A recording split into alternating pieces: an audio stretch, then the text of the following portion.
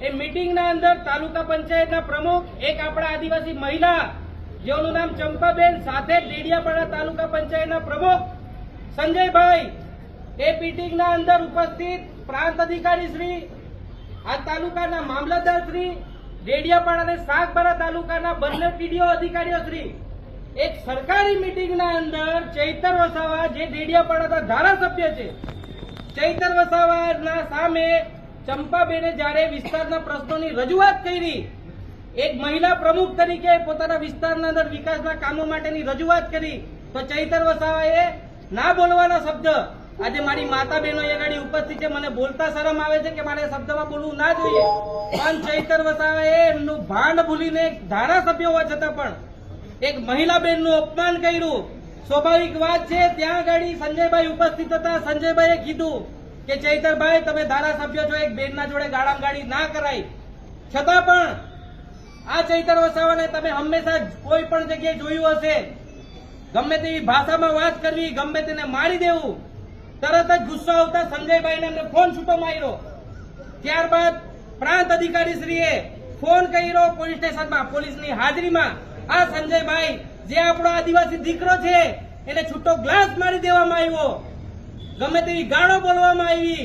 બહાર નીકળીને એમને મારી નાખવાની ધમકી આપવામાં આવી અને પોલીસે અટકાયતી પગલા લીધા ત્યારે ચૈતર વસાવા આખા સમાજને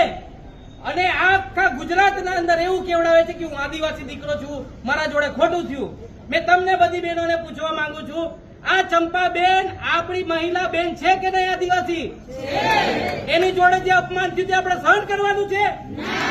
તમને બધાની એવી બહેનો મેં કહેવા માંગુ છું કે ચૈતર વસાવાને આપણે કહેવું પડે કે તમને આ વિસ્તારના અંદરથી ખોબે ખોબા લોકોએ મત આપ્યા છે પણ એ અધિકાર તમને નથી આપ્યો કે એક આદિવાસી બેનને તમે ગાળાગાળી કરીને વાત કરો એક આદિવાસી યુવા જે આપણો પ્રમુખ છે આપણે બધાએ મત આપીને એને છૂટીને મોકલેલો છે ત્યારે એ વિસ્તારના પ્રશ્નોની રજૂઆત કરે છે તો આ ધારાસભ્ય પોતાની જાતને ખબર નહીં શું સમજી બેઠા છે મારામારી કરે છે એક ધારાસભ્ય તરીકે એમને શોભા આપે છે આ કામ કરવાનું અવારનવાર દર 15 દિવસે તમે બધા જોતા હશો કે ચૈતર વસાવા વિકાસની વાતો નહીં પણ ચૈતર વસાવા ફક્ત ને ફક્ત સોશિયલ મીડિયામાં ટીવીઓ પર તમે જોવા મળતું હશે કે હમણાં પણ થોડા ટાઈમ પહેલા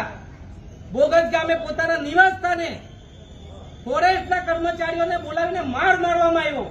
જેને માર મારવામાં આવ્યો એ પણ આપણો આદિવાસી દીકરો હતો તો ચૈતર વસાવા અમે ક્યારે આ સહન ના કરી લઈએ આ પહેલી વખત નથી થતું કે જયારે મહિલા જોડે એને આવું અપમાન કર્યું છે જયારે ધારાસભ્ય હતા તેના પહેલા પણ પોતાના ફોનથી મહિલાઓને ગાળો બોલીને મોકલવી આજે પોલીસ સ્ટેશનના અંદર ગુના નોંધાયેલા છે 2019માં મોવી ચોકડી પર ગેરકાયદેસર રીતે શોપિંગ ઉભું કરી દીધું જયારે સરપંચ મહિલાએ જઈને કીધું કે આ જગ્યા પર અહીંના ના બંધાય તો બેનને લાભો મારી દીધો ક્યાં સુધી આપણે આવા અત્યાચારોનો સહન કરીશું તો મારી બહેનોને એટલું જ કહેવાનું છે કે આ ગુનાહિત પ્રવૃત્તિ કરતો માણસ છે જેની પર 19 ગુના દાખલ થયા છે આ વિસ્તારની વિકાસની વાતો ક્યારે કરવામાં નથી આવતી ફક્ત ને ફક્ત આપણા દીકરાઓ હોય જે ઘરમાં હોય એ લોકોને બેન્ટોમાં નચાવવાનું એમને ગેરમાર્ગે દોરવાનું આ સમાજને સાચી દિશામાં નહીં પણ પોતાના માટે સમાજના નામે રાજનીતિ કરીને મતો માંગવાનું ધારાસભ્યનું ઇલેક્શન હતું તમને બધાએ જોયું હશે ગામે ગામ પ્રચાર કરીને કીધું હું એક ગરીબ સમાજમાંથી આવેલો દીકરો છું મારું કાચું ઘર છે હું તમારા માટે કામ કરીશ તમને બધાને મેં આજે પૂછવા માંગુ છું ધારાસભ્ય બનીને 3 વર્ષ થયા આપણા વિસ્તારના અંદર કેવી પરિસ્થિતિ આપણે બધા જોઈએ છે પણ છતાં પણ વિસ્તારનો વિકાસ ના થયો પણ ચૈતર વસાવાનો પોતાનો વિકાસ થયો કરોડો રૂપિયાના બંગલા બનાવી દે છે લાખો રૂપિયાની ગાડીઓ લઈ આવે છે ક્યાંથી બધા પૈસા આવે છે ભાઈ આ આપણા માટેની કોઈ યોજના આવેલી હોય ને એ યોજનાના અંદર ટકાવારી ખાવાનું કામ કરે છે જાહેરના અંદર તમે બધાએ સાંભળ્યું હશે કે ચૈતર વસાવા કોન્ટ્રાક્ટર વગરથી પૈસાની ઉઘરાણી કરતા હોય સાંભળ્યું છે ને બધાએ ચૈતર વસાવા કહે છે પૈસા ના આપે તો તારા પગની ઢાંકણી ફોડી નાખીશ આવા ધારાસભ્યને આપણે જોવાના છે તયુદ્દીન તો ઠીક છે એ તો એમના પોતાના આમ આદમી પાર્ટીના કાર્યકર્તાઓ જાહેરના અધિકારીઓને ફોન કરીને કે અમે 44 જણા છે ભાગે ભાગે અમને 4 લાખ રૂપિયા આપી દેજો આ કરવા માટે તમને ધારાસભ્ય બનાવ્યા છે ભાઈ એક મહિલા બેનનું અપમાન કર્યું છે આદિવાસી સમાજ એને ક્યારે સ્વીકારી ના લે આજે આપણે બધા ચૈતર વસાવાનો વિરોધ કરીએ છીએ અને હું તમને કહેવા માંગુ છું કે આવનારા સમયના અંદર જયારે આપણા વિસ્તારમાં આવે ત્યારે આપણે એને કહેવું પડે કે ચૈતર વસાવા તે ચંપાબેનની જોડે